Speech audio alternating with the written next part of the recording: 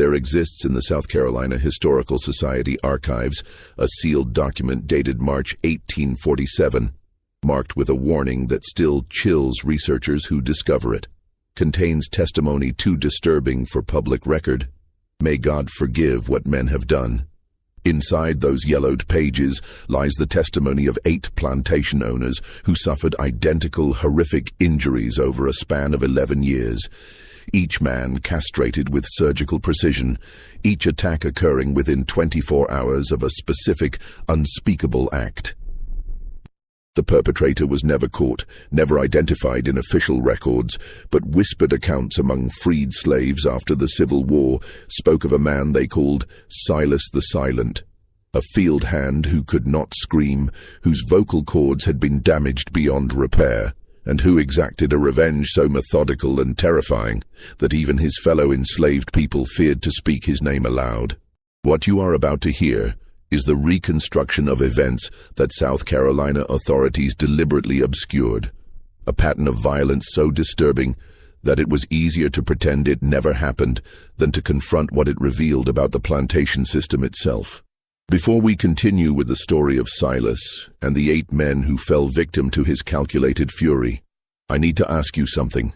This channel exists to bring you the darkest, most unsettling true stories from American history, the ones that textbooks won't touch.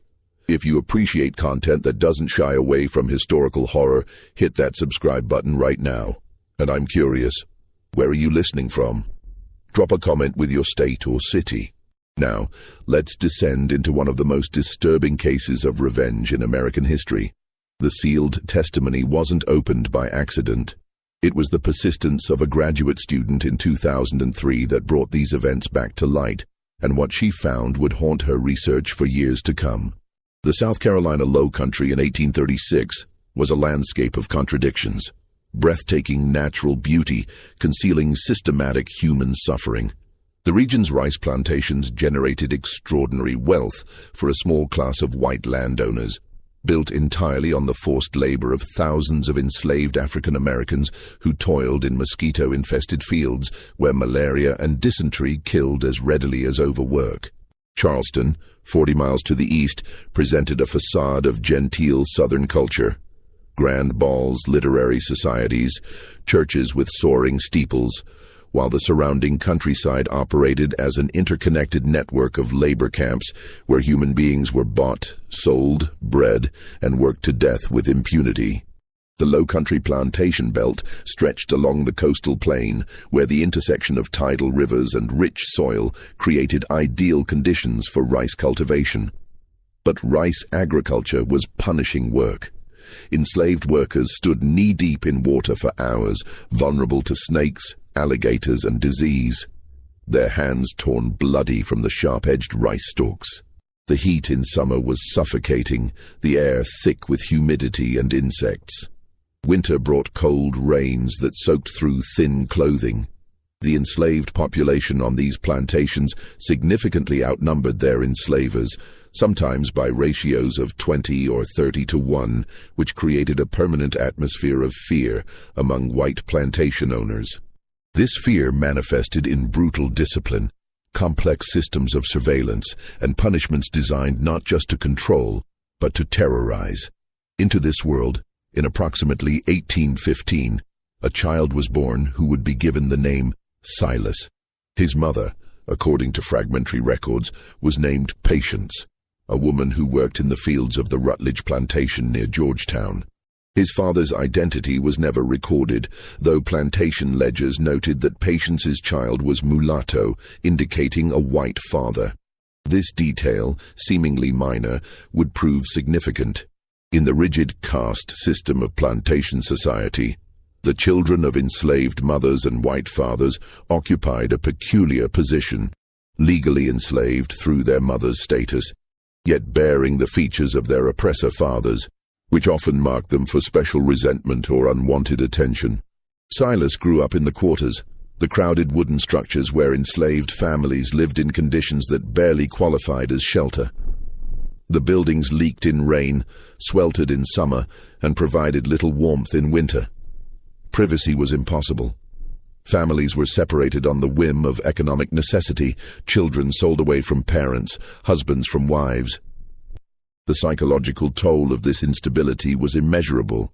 Yet within these communities, people created networks of support, passed down African traditions mixed with Christian teachings, sang songs that encoded messages of resistance, and found ways to maintain their humanity in a system designed to deny it. By age 7, Silas was working in the fields. Plantation records from the Rutledge estate, preserved in the South Carolina Historical Society, list him in 1822 as field hand small tasks. By 10, he was doing full adult labor. Those who knew him in these years, according to later oral histories collected by the Works Progress Administration in the 1930s, remembered a quiet boy who learned quickly and seemed to observe everything with unusual intensity. One elderly, formerly enslaved person, interviewed in 1937, recalled, "My granddaddy told me about a boy named Silas who never spoke much, even as a little child. Had light skin and gray eyes that looked right through you. Said that boy saw things other children didn't see, remembered things it was safer to forget." The South Carolina Low Country had a reputation even among other slave states for exceptional brutality. The demographics, enslaved people outnumbering whites so dramatically, created paranoia among plantation owners, especially after the Denmark-Vesey conspiracy of 1822, when Charleston authorities uncovered an alleged plot for a massive slave uprising. Though the conspiracy's full extent remains debated by historians, the white response was unambiguous. 35 black men were hanged, and restrictions on enslaved people became even more severe. The patrol system intensified, with armed white men riding the roads at night, stopping any black person found without a written pass. Literacy among enslaved people was already illegal. Now, even religious gatherings without white supervision were banned. The message was clear. Resistance of any kind would be crushed with overwhelming violence. It was into this atmosphere of heightened repression and fear that Silas entered adolescence. He was 13 years old in 1828 when something happened that changed him forever. The exact details are unclear, lost to the deliberate silence that surrounded such events.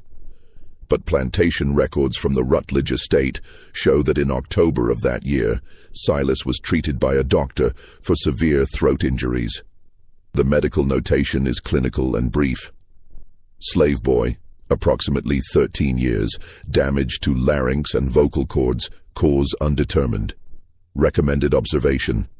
A separate entry in the plantation ledger, in a different hand, notes, Silas unable to work, recovering from discipline incident. The word discipline covered multitudes of horrors on plantations, from whipping to branding to mutilation. From that point forward, Silas could not speak normally. According to accounts gathered decades later, he could make sounds, grunts, whispers, occasionally a strangled approximation of words, but his voice was destroyed. The damage was permanent. Whether this was the result of a beating, a deliberate punishment, or something else was never officially recorded. What is certain is that from age 13 onward, Silas the Silent, as he came to be known, moved through the plantation world as a presence both invisible and deeply unsettling. His inability to speak made him seem less threatening to some overseers, more disturbing to others. He was a ghost in plain sight, working without complaint, watching without comment. The Rutledge plantation, like others in the region, operated on a task system rather than gang labor. Enslaved workers were assigned specific tasks each day, a certain amount of rice to thresh, a field to hoe, ditches to dig, and once completed, their time was theoretically their own. In practice, tasks were often impossible to complete within daylight hours, forcing people to work late into the evening. But the system did allow for small pockets of autonomy, gardens where enslaved people grew their own food, opportunities to earn tiny amounts of money by selling surplus produce or fish caught in rivers. These small freedoms were crucial for psychological survival, creating spaces where people could exercise choice, however limited. Silas, according to oral histories, used his evening hours differently than most. He watched. He listened. His silence made people forget he was there. And in that invisibility, he learned things. He learned the patterns of the overseers, which ones drank heavily, which ones disappeared into the quarters at night. He learned the schedules of the patrol riders, the gaps in their routes. He learned which plantation owners visited other plantations, and why. And he learned, though no one spoke of it openly, which men among the enslavers considered enslaved women and sometimes enslaved boys as sexual property, a right that came with ownership. The first incident occurred on a humid night in August 1836, though its full significance wouldn't be understood until much later. The victim was Nathaniel Grayson, a 32-year-old plantation owner whose property bordered the Rutledge estate. Grayson was found in his bedroom at dawn by his wife, conscious but in shock, blood soaking through the bedsheets. He had been castrated with what the doctor who treated him described as almost surgical precision. The bedroom door had been locked from the inside. The windows were shuttered and latched. There was no sign of forced entry, no evidence of struggle beyond the injury itself. Grayson, when he could speak, claimed he had woken to a hand over his mouth, a flash of metal, and pain so intense he lost consciousness. He saw nothing, heard nothing except breathing, steady, controlled breathing.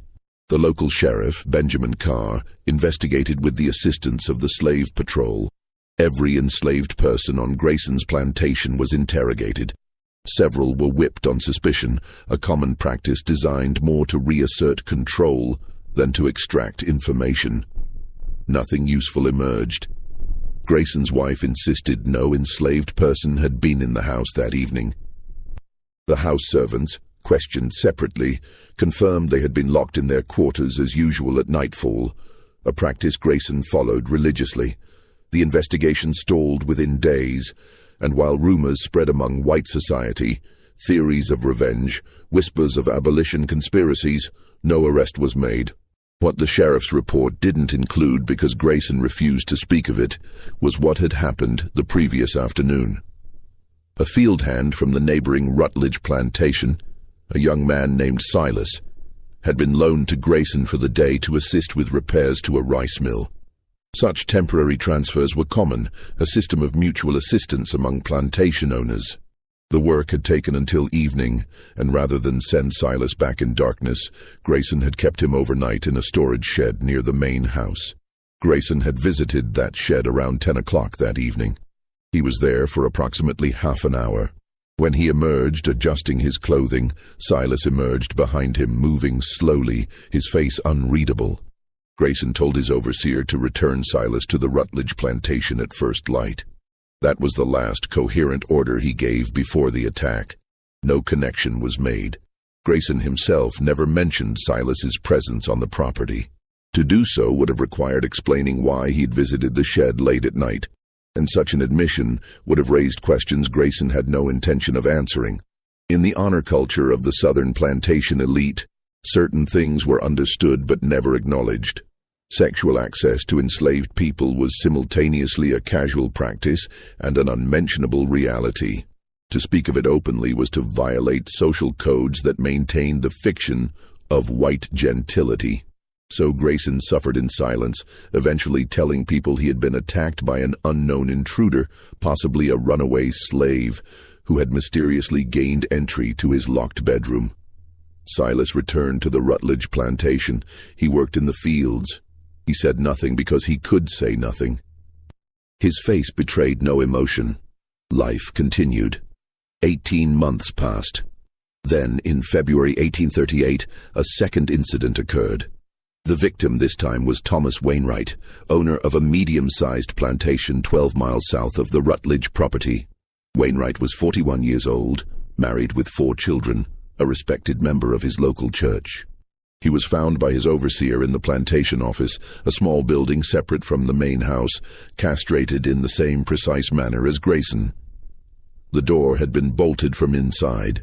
Wainwright was unconscious from blood loss and shock. He survived, but remained unable to provide any useful description of his attacker. He claimed he remembered nothing. He had been working late on account books, and the next thing he knew, he was waking in agony. The sheriff investigated again. This time, the similarities to the Grayson case were noted. 2 plantation owners, both attacked in locked rooms, both suffering identical injuries, both unable to identify their attacker. Theories proliferated.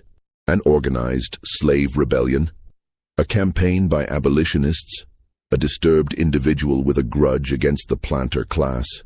The investigation again focused on enslaved people in the area, particularly those who had demonstrated any independence of spirit or intelligence that might suggest capacity for such a crime. Several men were arrested, interrogated harshly, and held for weeks before being released for lack of evidence. Once again, a critical detail went unreported. 2 days before the attack, Wainwright had traveled to Georgetown to conduct business. While there, he had negotiated the short-term rental of an enslaved worker skilled in carpentry. The Rutledge plantation, looking to generate additional income, had begun renting out some of their more skilled enslaved workers to other plantation owners for temporary projects. Silas, despite his inability to speak, had learned carpentry skills and was considered a competent worker. He had been sent to Wainwright's plantation to repair damage to several outbuildings. The work took 3 days. Silas slept in a locked tool shed, ate meals brought to him by the plantation cook, and worked steadily from dawn to dusk. On the second evening, Wainwright visited the tool shed. He stayed for some time. When he left, Silas remained inside. The next day, Silas completed his work and returned to the Rutledge plantation. The day after that, Wainwright was found castrated in his office. No connection was made because no one was looking for a connection. The idea that an enslaved person, particularly one who could not speak, could not cry out, could not even tell anyone what was happening to him, might be capable of such calculated revenge was unthinkable within the worldview of plantation society. Enslaved people were property, incapable of the kind of strategic thinking required for such acts. That they suffered was acknowledged with indifference. That they might respond with methodical violence was beyond consideration. But among the enslaved communities of the Low Country, whispers began. Nothing explicit, nothing that could be traced or used as evidence, but a pattern of knowing glances, careful silences. The name Silas was mentioned in contexts that suggested more than his carpentry skills. An elderly woman interviewed decades later recalled, "We knew there was somebody making those white men pay." Didn't know for certain who, but there was talk about a man who couldn't speak, who moved like a shadow. People were scared of him, but not the way you'd be scared of something evil. More like how you'd be scared of a storm. You know it's coming. You know it's powerful, and you just try to stay out of its way. By 1840, 4 plantation owners in the South Carolina Low Country had suffered the same fate. Each attack followed an identical pattern.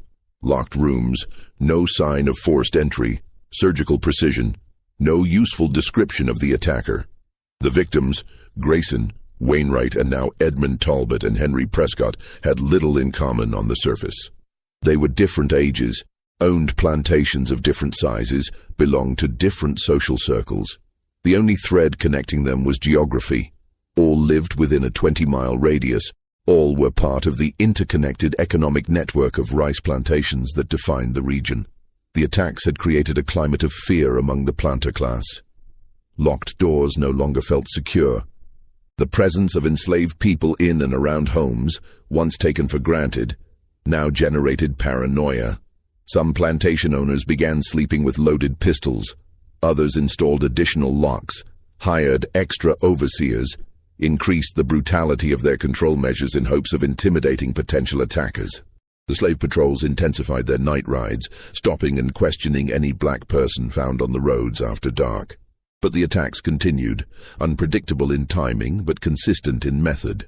What the plantation owners didn't know, what they couldn't know because they had never paid attention to the movement of enslaved workers between plantations, was that Silas had been present on each property in the days immediately before each attack. The Rutledge plantation had developed a profitable side business, renting out skilled enslaved workers. and Silas, with his carpentry abilities and his unsettling silence, was frequently loaned to other plantations for short-term projects. He was invisible, a tool rather than a person in the eyes of those who rented his labor. The pattern was never documented in any official record, but it was there. Silas would arrive at a plantation, work diligently for several days, sleep wherever he was assigned, usually a shed or storage building separate from the main slave quarters, and complete his tasks efficiently. And on some of these plantations, not all but some, a particular owner would visit him in the night. What happened during those visits was never discussed, never recorded, existed only in the private hell of those who experienced it and the cold calculation of the one who remembered. Then Silas would return to the Rutledge plantation, and within 48 hours, the man who had visited him would be found castrated, often in a locked room, the attack executed with such speed and silence that even a wife sleeping in the same house might hear nothing. The investigation, such as it was, remained fragmented because no one connected the attacks. Each incident was treated as separate, investigated by local authorities who communicated poorly with their counterparts in neighboring jurisdictions. Sheriff Carr, who had investigated the first 2 cases, was now convinced he was dealing with a serial attacker, but his attempts to coordinate a broader investigation met resistance. Plantation owners were reluctant to discuss the attacks openly, partly from shame at their injuries, partly from fear of encouraging copycat crimes or slave insurrections. The South Carolina Gazette published brief reports of violent incidents on low-country plantations, but deliberately avoided details that might inspire panic or provide information to potential attackers. In the enslaved communities, a different kind of knowledge circulated. People knew that certain plantation owners were being targeted. They knew that whatever was happening, it was justice of a kind their legal system would never provide. Enslaved women, particularly those who had been repeatedly raped by white men, spoke in coded language about the silent one who made men pay. But they also knew that openly celebrating or even acknowledging these attacks would bring collective punishment. After each incident, slave patrols would sweep through the area, interrogating people, destroying property, inflicting violence randomly to reassert control. So the knowledge remained underground, shared in whispers, never written down, never spoken where it might be overheard. Silas himself remained an enigma even to those who lived alongside him in the Rutledge quarters. He worked steadily, ate his rations, slept in his assigned space. He had no family on the plantation. His mother Patience had died of fever in 1830, and he had never known siblings. He formed no close friendships, participated minimally in the community life of the quarters. His silence was both explanation and barrier. How do you befriend someone who cannot speak, whose face shows no readable emotion, whose eyes seem to look through you rather than at you? An elderly man named Joshua, who had worked alongside Silas in the rice fields for years, told an interviewer in 1936, Silas wasn't like other folks. Something happened to him when he was young, something that broke him inside even more than it broke his voice. He'd work all day in the heat, cutting rice until his hands bled, and he wouldn't make a sound. Overseers liked that at first, thought he was broken good, but there was something in his eyes that made smart people nervous. He was watching, always watching, like he was seeing things the rest of us couldn't see. And when he looked at certain white men, there was something in that look that made you think of deep water, the kind that drowns you slow. The Rutledge plantation owners, the family that legally owned Silas, never suspected him of anything.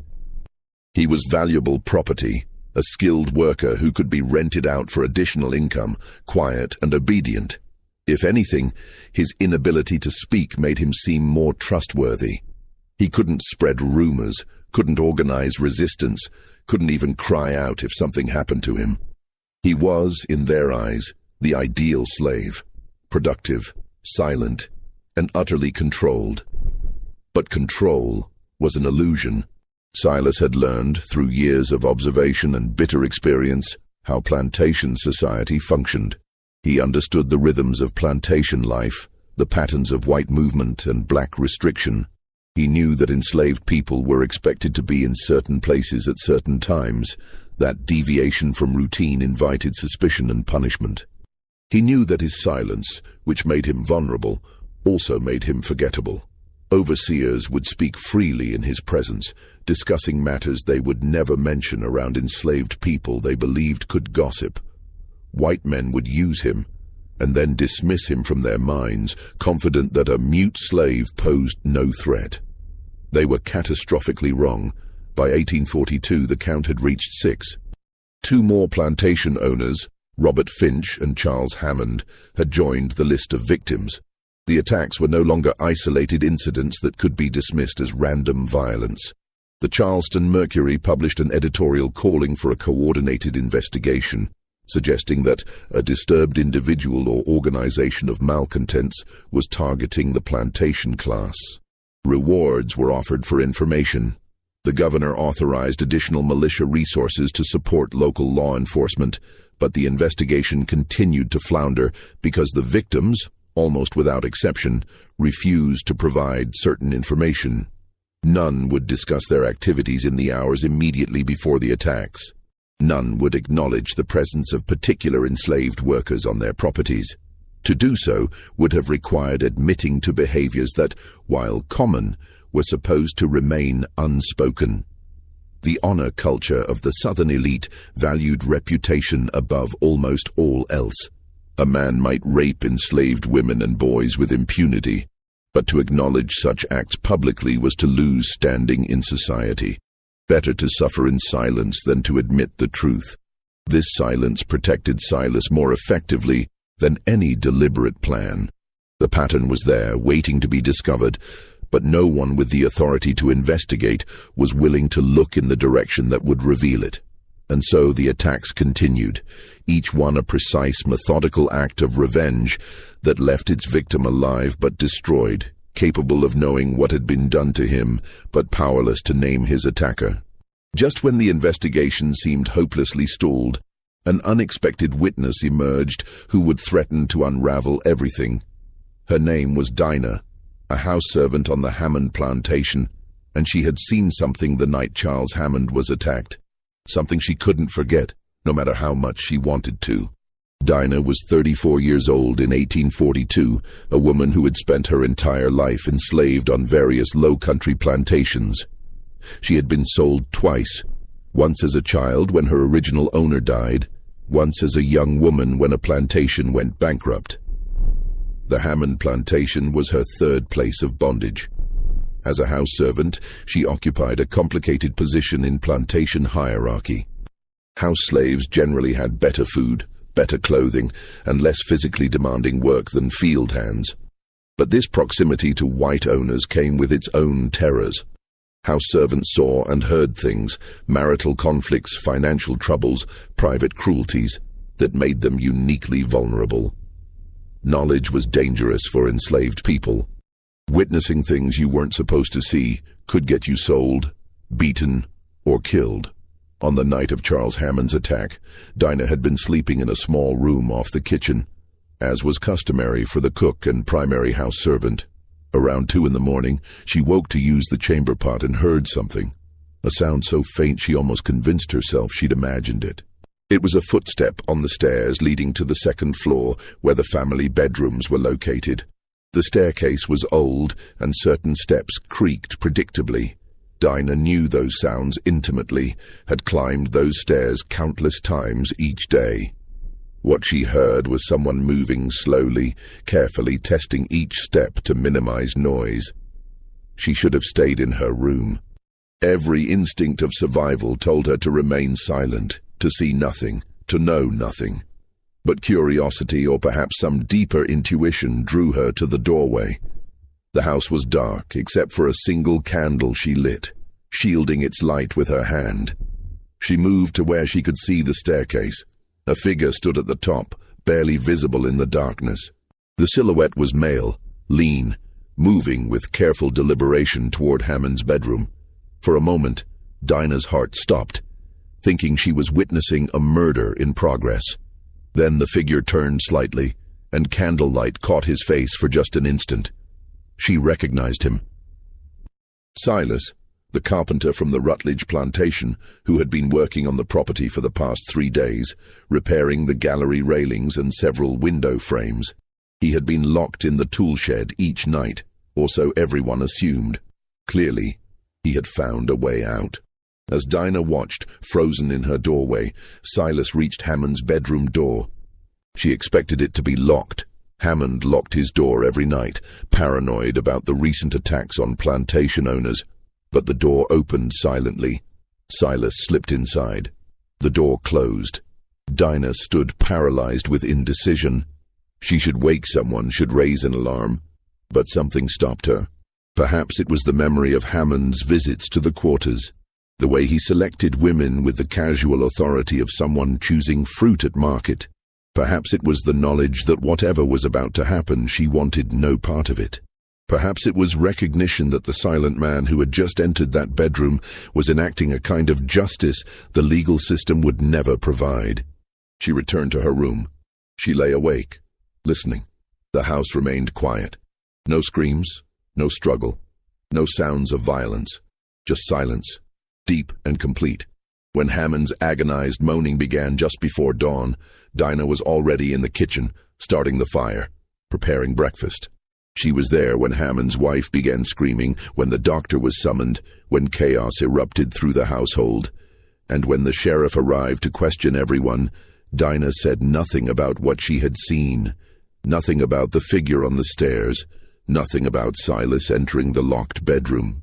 But silence has a way of festering, especially when weighted with knowledge that might save lives, or condemn them.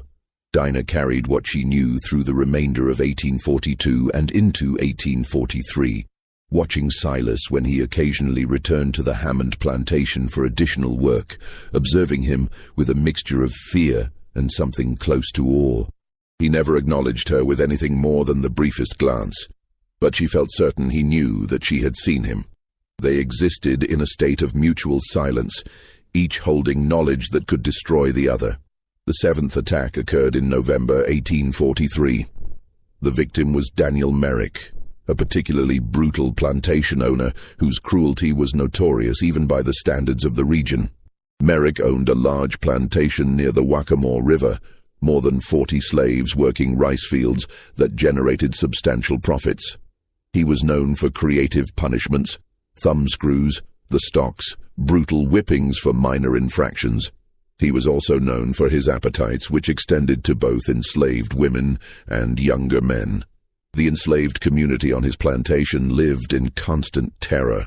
Silas had been sent to Merrick's plantation in early November to construct a new storage building for rice harvesting equipment.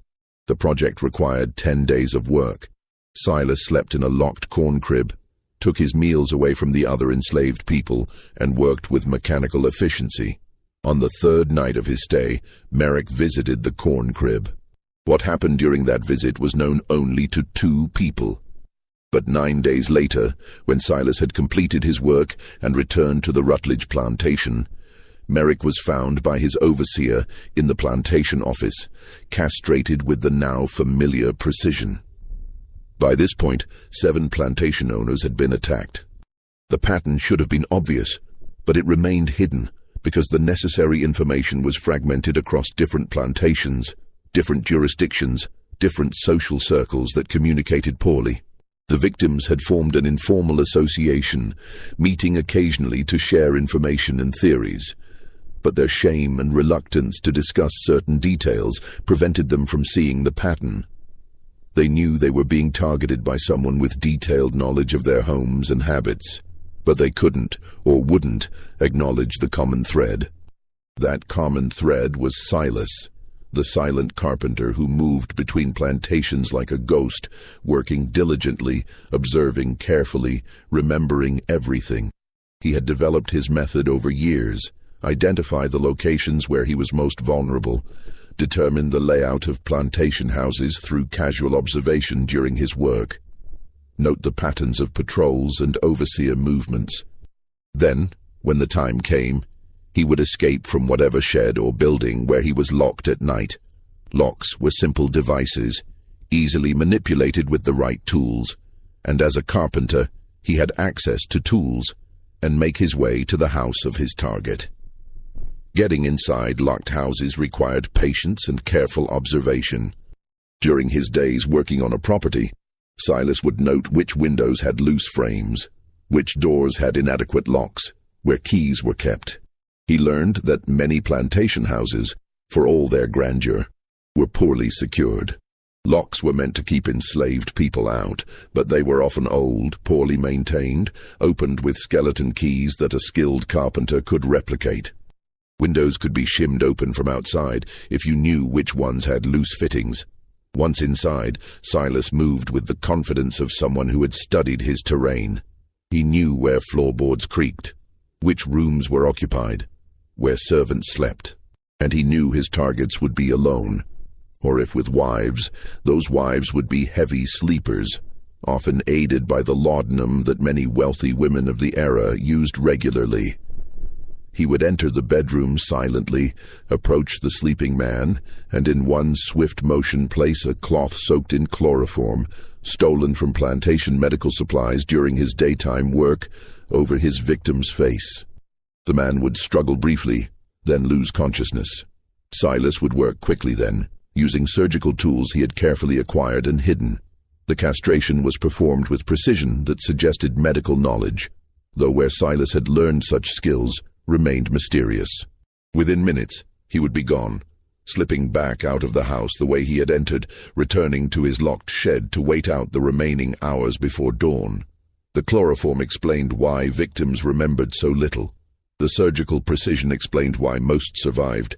Silas had no interest in murder, which would bring far more intense investigation. His revenge was specific: to take from these men what they had taken from him and others, to inflict a permanent reminder of their crimes, to transform sexual predators into damaged, broken creatures who would never assault anyone again. But Dinah's knowledge remained a ticking bomb. In early 1844, she made a decision that would change everything. She approached Reverend Thomas Clayton, a Presbyterian minister who served several low-country plantation churches and had a reputation as a reformer who occasionally, very carefully, spoke about the moral problems of slavery. Dinah requested a private conversation, an unusual request from an enslaved person to a white minister. Clayton, intrigued and somewhat suspicious, agreed to meet her in the Hammond Plantation Chapel. What Dinah told him that afternoon in February 1844 was fragmentary and careful. She didn't identify Silas by name initially, but she described seeing a man in the Hammond house the night of the attack, a man who shouldn't have been there. She described his silence, his careful movement, the way he had entered a locked room. She told Clayton she believed this same man was responsible for the other attacks, that he moved between plantations, that he was exacting revenge for something terrible. She didn't explicitly say what that something was. To do so would require acknowledging the systematic sexual violence that pervaded the plantation system, and such acknowledgement could get her killed. But she hinted, and Clayton, who was more perceptive than many of his peers, understood. Clayton faced an impossible choice. If he reported what Dinah had told him to the authorities, she would certainly be punished, possibly killed for not coming forward immediately. The perpetrator would likely be caught and executed, but Clayton had enough moral imagination to understand that what he was dealing with wasn't simple criminality, it was revenge for sustained, systematic abuse. He asked Dinah why she was telling him this now, months after witnessing the attack. Her answer was simple: because there's going to be more. I can see it in him when he passes through, and maybe if somebody knows, if somebody understands what's really happening, something can change. Clayton made a decision that defied every social convention of his time and place. He said nothing to the authorities. Instead, he began his own quiet investigation, traveling between plantations, speaking to enslaved people under the guise of religious ministry, gathering stories that confirmed what Dinah had suggested. He learned about a silent carpenter named Silas. He learned about plantation owners who visited locked sheds at night, He learned about a pattern of horror that the white establishment refused to acknowledge because acknowledging it would require confronting the deepest moral rot of the slavery system. What Clayton didn't anticipate was that his investigation would draw attention. In a society built on surveillance and control, a white minister asking careful questions about plantation owners and their private behavior raised alarms. By summer of 1844, Clayton found himself called before a committee of concerned citizens in Georgetown, questioned about his activities, warned that his interference in plantation discipline was unwelcome. He was told, in terms that left no room for misunderstanding, that his continued service as a minister in the Low Country depended entirely on his discretion and his willingness to support, not question, the established social order. One committee member, a prominent plantation owner named Augustine Sheffield, was particularly direct. "We understand you've been asking questions about matters that don't concern the spiritual welfare of anyone, Reverend. Questions that suggest you've forgotten your place and purpose here. That can be corrected, or it can be concluded. The choice is yours." Clayton understood the threat.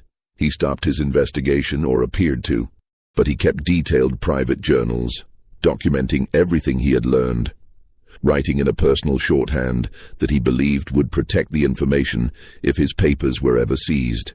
These journals, discovered in a Charleston estate sale in 1998, provide the most complete contemporary account of what was actually happening in the Low Country between 1836 and 1847. In one entry from August 1844, Clayton wrote, "I have learned the identity of the man they seek, though they know not whom they seek. He is called Silas, property of the Rutledge estate, a carpenter of some skill who cannot speak. I have learned why he cannot speak, the result of violence inflicted upon him as a boy of 13, the nature of which I cannot bring myself to write even in this private record. I have learned what has been done to him repeatedly since, by men who saw his silence as invitation rather than injury, and I have learned what he has done in response. God forgive me, I cannot condemn him. The law would hang him without hesitation, but what law protects him? What justice exists for one such as he? I am meant to preach forgiveness and redemption, yet I find myself hoping he is never caught, that his terrible justice continues until every man who has violated him pays in full." Meanwhile, Silas continued his work, unaware that anyone had begun to piece together the pattern. The Rutledge plantation continued to profit from renting out their skilled carpenter, and Silas continued to move between properties, a silent presence that white society had learned to ignore completely. But something was changing in him, according to those who observed him during these years. The elderly, formerly enslaved people interviewed in the 1930s spoke of a man who seemed to be slowly disappearing even as he remained physically present. "He got thinner," one woman recalled, "like he was burning up from the inside. His eyes got darker, deeper. You'd look at him and feel like you were looking into a well with no bottom." Some folks started avoiding him, not because they thought he'd hurt them, but because being near him felt like being near something that had already died, but forgot to stop moving. The eighth and final attack occurred in March 1847, and it would prove different from all the others in ways that would finally force the truth into the open. The target was Jonathan Caldwell, a 47-year-old plantation owner whose property sat along the Black River, one of the most profitable rice-growing regions in South Carolina. Caldwell was wealthy even by planter standards, owning more than 60 enslaved people and extensive land holdings. He was also a member of the state legislature, a position that gave him considerable political influence and protection. Unlike the previous victims, who had been reluctant to discuss their attacks publicly, Caldwell was known for his arrogance and his belief that his political connections made him untouchable. In early March 1847, Caldwell contracted with the Rutledge plantation to borrow Silas for a month-long project: the construction of a new overseer's house and the renovation of several slave quarters that had fallen into disrepair.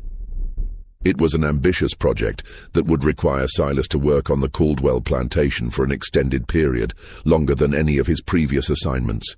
The Rutledge estate manager, pleased with the substantial rental fee Caldwell was offering, agreed immediately. Silas was transported to the Caldwell plantation on March 3rd, along with the tools and materials he would need. The Caldwell plantation was larger and more brutal than most. The overseer, a man named Horace Strickland, was notorious for his violence. He carried a whip at all times and used it freely. The enslaved population lived in constant fear, worked past the point of exhaustion, and suffered punishments for infractions real and imagined. Several people had died in the fields in recent years from overwork and untreated injuries. The atmosphere was oppressive, heavy with the kind of despair that comes from knowing no relief is possible, no escape available. Silas was assigned to sleep in a small workshop separate from the main quarters, a building where tools were stored and minor repairs completed. It was a wooden structure with a heavy lock on the door, bars on the single window. Strickland made a point of locking Silas in each night personally, checking the lock twice, warning him that any attempt to escape would result in a whipping that would leave him unable to work for weeks. Silas showed no reaction to these threats, simply nodded his understanding and went about his work during the day with the same mechanical efficiency he brought to every project. But Caldwell had noticed Silas almost immediately, and his attention carried a quality that anyone familiar with plantation dynamics would recognize. On the second evening of Silas's stay, Caldwell visited the workshop after dark. He stayed for more than an hour. When he left, his clothing was disheveled, his face flushed. Silas remained inside, standing motionless near the workbench, his face unreadable in the dim light of a single candle. The pattern repeated itself over the following weeks. Caldwell would visit the workshop 2 or 3 times each week, always after dark, always staying for extended periods. The other enslaved people on the plantation noticed, as they noticed everything, but said nothing. Speaking about such things was suicidal. Strickland, the overseer, also noticed, but his response was to ensure Silas remained locked in securely, not to protect Silas but to protect Caldwell's privacy, and to ensure this valuable rented property didn't escape before completing the work that Caldwell had paid for. What none of them knew was that Silas had been planning something different this time. The extended duration of the project, the isolation of the workshop, the regularity of Caldwell's visits, all of it created an opportunity that hadn't existed with previous targets. Silas had been patient for 11 years, striking and disappearing, never caught, never even suspected. But something had shifted in him during those years. The careful calculation that had characterized his earlier attacks was giving way to something darker, more desperate. He was 32 years old, had lived half his life as a mute instrument of other people's desires and his own revenge, and he was tired in a way that went beyond physical exhaustion. On the night of March 24th, Caldwell made his usual visit to the workshop. But this time, Silas didn't wait for him to leave. This time, he didn't plan to slip out later, to enter a locked house while everyone slept, to complete his work in silence and disappear before dawn. This time, when Caldwell finished his assault and began to dress, Silas moved. The attack was swift and brutal. Silas had a carpenter's hammer hidden beneath his sleeping pallet, and he used it to strike Caldwell across the back of the head, hard enough to stun, but not kill. Caldwell collapsed, conscious but disoriented, unable to cry out. Silas worked quickly then, using rope from his carpentry supplies to bind Caldwell's hands and feet, stuffing a rag into his mouth to muffle any sounds. Then he lit every candle in the workshop, creating brightness that was unusual, almost ritualistic. And he retrieved the surgical tools he had carefully maintained over the years, cleaned and sharpened after each use, kept hidden in a secret compartment in his tool chest. What happened next took nearly an hour.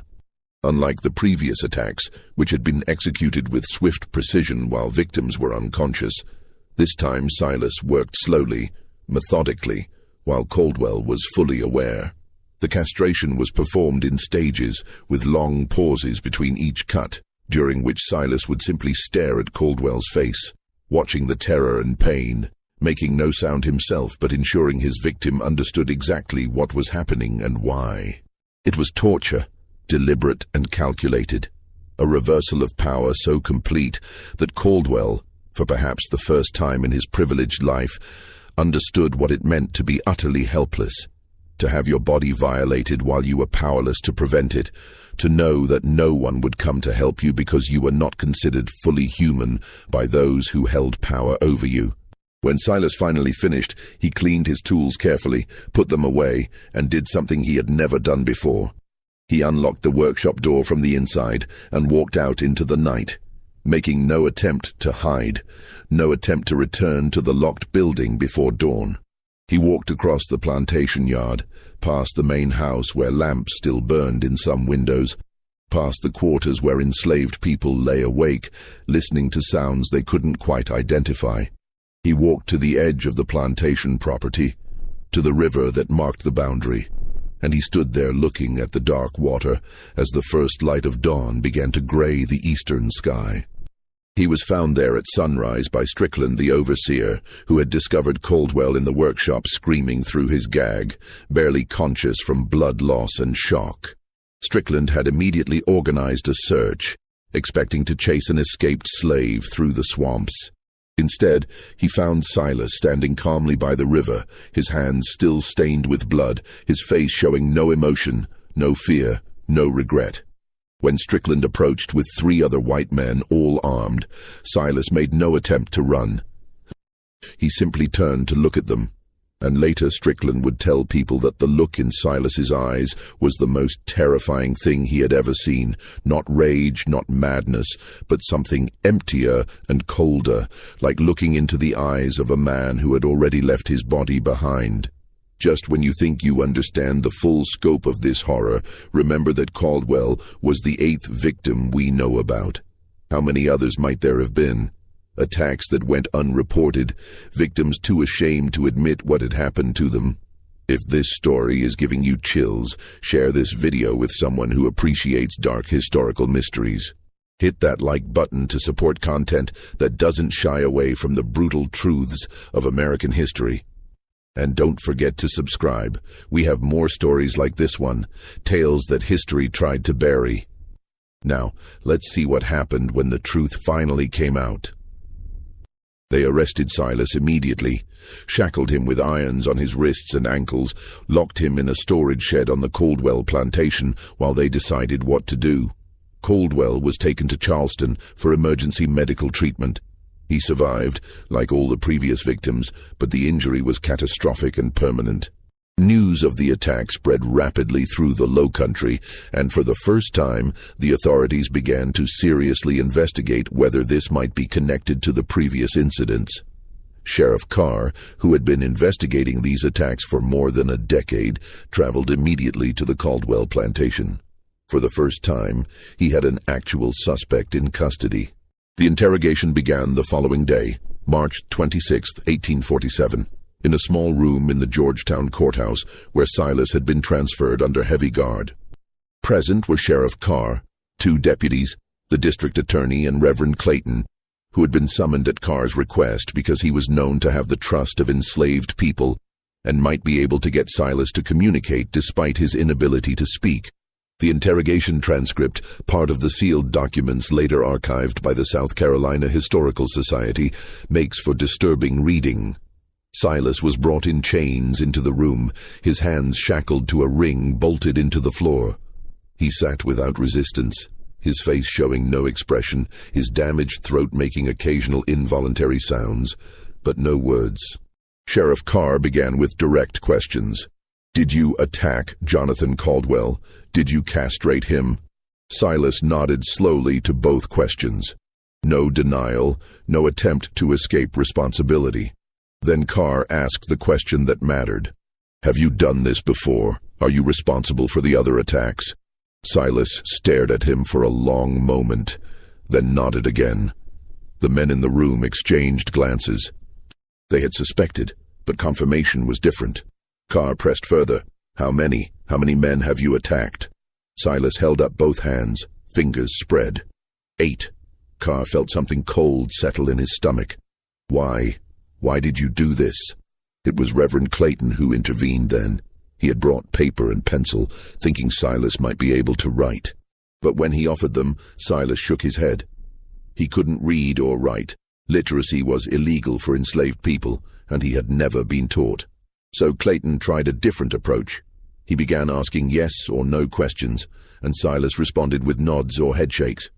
The conversation that followed, reconstructed from Clayton's journal and the official transcript, revealed the pattern that had been there all along, hidden by shame and silence. "Did these men hurt you?" Clayton asked. Silas nodded. "Did they force themselves upon you?" Silas's nod was slower this time, but definite. "All 8 of them?" Nod. "Did this happen to you when you were young, when your voice was damaged?" Nod. "And it continued to happen whenever you were sent to work on other plantations?" Nod. Clayton turned to look at Sheriff Carr. "Sheriff, I believe we need to investigate the circumstances under which these attacks occurred.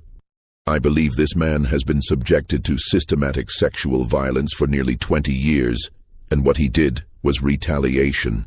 The room fell silent. The district attorney, a man named Harrison Felder, finally spoke. "That's not a defense under law, Reverend. Slaves have no legal right to retaliate against their masters for any reason. Even if what you suggest is true, and I'm not conceding that it is, it doesn't matter. This man mutilated 8 white men of standing. He'll hang for this." But Carr was looking at Silas with an expression that suggested he was finally understanding something he had been deliberately avoiding for years. "The pattern," he said slowly. "He was present on every property shortly before each attack. We could have found this connection years ago if we'd been looking at the movement of rented slaves, but we didn't look because we didn't want to see what we'd find." He turned to Felder. "If we put him on trial, if this becomes public, every detail will come out. Why he was sent to these plantations, what happened to him while he was there, why 8 respectable plantation owners all had this silent slave in their possession right before they were attacked. Do you want those details in the public record?" Felder understood immediately. A public trial would require testimony about what the victims had done to Silas, would require acknowledging the systematic sexual violence that pervaded the plantation system. It would be humiliating for the victims, disruptive to the social order, potentially inspiring other enslaved people to acts of resistance. Better to handle this quietly, to avoid the publicity that would come from a trial. "What are you suggesting?" Felder asked carefully. "I'm suggesting," Carr said, "that we document what we need to document, that we close these cases as solved, and that we handle the punishment without a public spectacle that serves no one's interests." What followed was a bureaucratic exercise in concealment. The official record would show that Silas, property of the Rutledge plantation, had confessed to 8 counts of assault on plantation owners between 1836 and 1847. The motive would be listed as unknown or general rebellious disposition. The specific details of what had been done to Silas, what had motivated his attacks, would not be included in any official document. The victims would not be required to testify about their private activities. The pattern would be noted but not explained. And Silas would be executed, quietly and without public announcement, to avoid creating a martyr or inspiring copycat attacks. But Reverend Clayton refused to let it rest there. In the days between Silas's interrogation and his scheduled execution, Clayton visited him twice in his cell, bringing paper and pencil even though Silas couldn't write. Sitting with him in silence, trying to offer some form of spiritual comfort to a man who had lived through horrors Clayton could barely comprehend. During the second visit, Clayton asked Silas if there was anything he wanted people to know, anything he wanted Clayton to record for history. Silas stared at him for a long moment, then reached for the pencil Clayton had brought. His hand was shaking, but he managed to draw something, not words but images. A boy's face with his mouth open, screaming. A hand covering that mouth. Darkness. Then 8 crosses, scratched heavily into the paper. Then nothing more. Clayton understood. The 8 crosses represented Silas's victims, but they also represented something else. 8 times that Silas had taken back some measure of power had made his attackers feel a fraction of what he had felt. It wasn't justice in any legal sense, but it was the only justice Silas had ever been able to claim. Clayton carefully preserved the drawing in his journal, where it remains to this day, a stark visual testimony to violence that official records tried to erase. The execution was scheduled for April 15, 1847, to be carried out at dawn in the Georgetown Courthouse Square. But 2 days before the scheduled date, something unexpected happened. Silas was found dead in his cell. The official cause of death was listed as suicide by hanging, using strips of cloth torn from his blanket. But there were inconsistencies in the report that raised questions then, and continue to raise questions now. The cell was supposedly under constant guard. The cloth strips would have required considerable time to tear and braid into a rope strong enough to support a man's weight. And several people who saw the body noted bruising around the throat that seemed inconsistent with self-inflicted hanging. Whether Silas took his own life, or whether he was killed to prevent a public execution that might draw unwanted attention, that question was never officially answered. His body was buried in an unmarked grave in the cemetery reserved for enslaved people, a location that has since been lost to development and time. There is no headstone, no memorial, nothing to mark where Silas the Silent finally found silence in death. The 8 plantation owners who survived Silas's attacks lived with their injuries and their shame for the rest of their lives. Several left the region, moving to other states where their histories were unknown. Others remained but became reclusive, their damaged bodies constant reminders of what they had done and what had been done to them in return. Jonathan Caldwell resigned from the state legislature shortly after his recovery, citing health reasons. He sold his plantation in 1849 and moved to Virginia, where he died in 1856, leaving behind no public record of what had happened to him. Nathaniel Grayson, the first victim, lived until 1861, long enough to see the beginning of the Civil War that would eventually destroy the system that had enabled his crimes. He never married, never spoke publicly about his attack, and died isolated and alone in the house where it had occurred. The Rutledge plantation continued to operate until 1865, when the Union Army's occupation of South Carolina effectively ended slavery in the region. The plantation buildings were burned during the war, and the land was eventually divided and sold. No records survive of what happened to the enslaved people who had lived there, including those who had known Silas, worked alongside him, perhaps even suspected what he was doing during those 11 years. They scattered after emancipation, seeking family members sold away, trying to build new lives in a society that offered freedom in name but little in practice. Some of their descendants still live in the Lowcountry, though few know their connections to this history. Reverend Thomas Clayton continued his ministry in South Carolina until 1852, when he resigned and moved to Pennsylvania, a state where he could work more openly with abolitionist organizations. His journals were inherited by his daughter, who preserved them carefully but never published them. She understood that the stories they contained were too dangerous, too revelatory, too challenging to the narratives that both North and South wanted to tell about slavery. Those journals passed through several generations of Clayton's descendants before being donated to a historical society, where they remained largely unexamined until the late 20th century. The sealed document that contains the official record of Silas's crimes and execution was deposited in the South Carolina Historical Society archives in 1847 with instructions that it not be opened without special permission. That restriction remained in place for more than 150 years.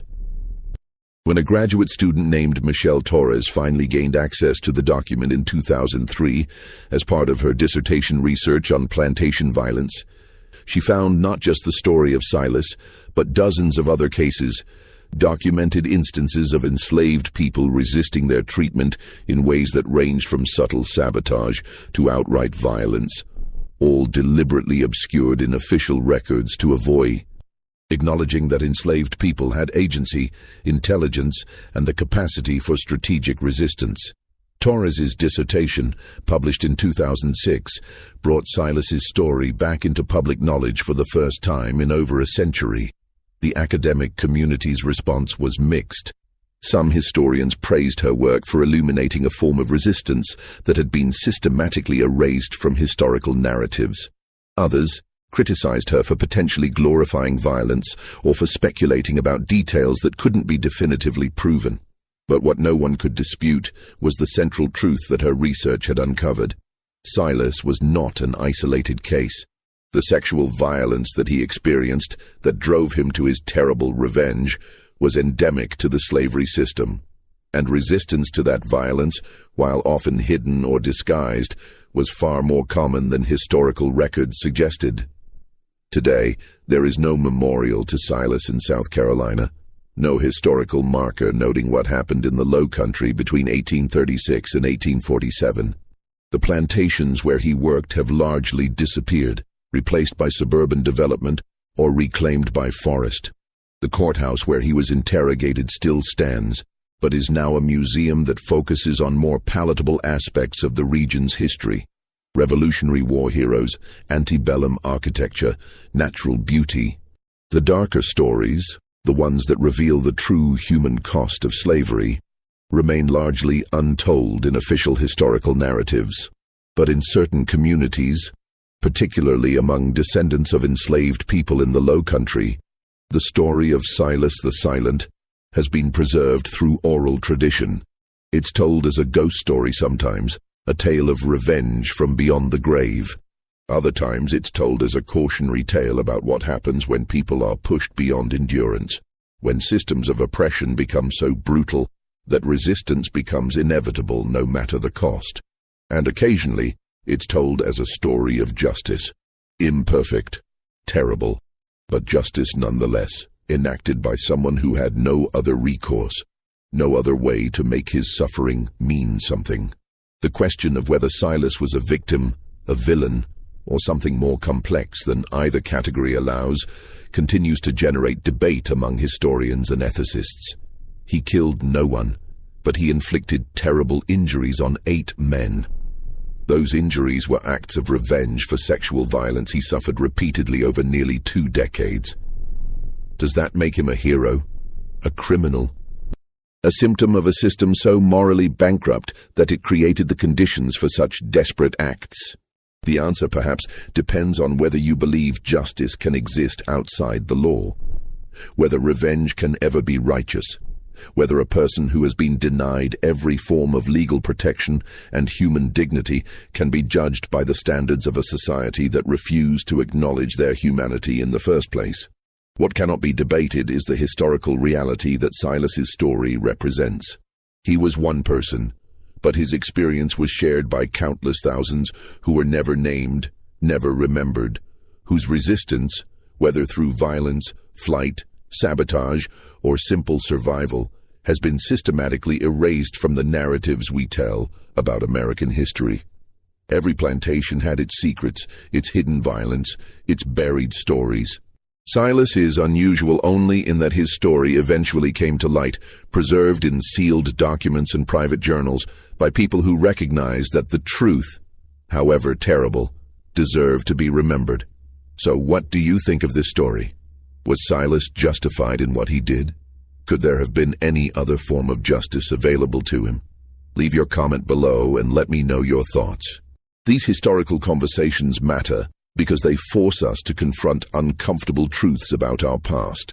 If you found this story compelling and want more deep dives into the dark corners of American history, make sure you're subscribed to this channel and hit that notification bell so you never miss a video. Share this with someone who appreciates history that doesn't look away from the hardest truths. And remember, these aren't just stories from the past, they're foundations of the present, patterns that echo through generations. Understanding them is the first step toward ensuring they never repeat. Until next time, keep questioning, keep learning, and never forget that behind every historical statistic, there were real people with real lives, real suffering, and sometimes terrible choices that made perfect sense in their desperate circumstances.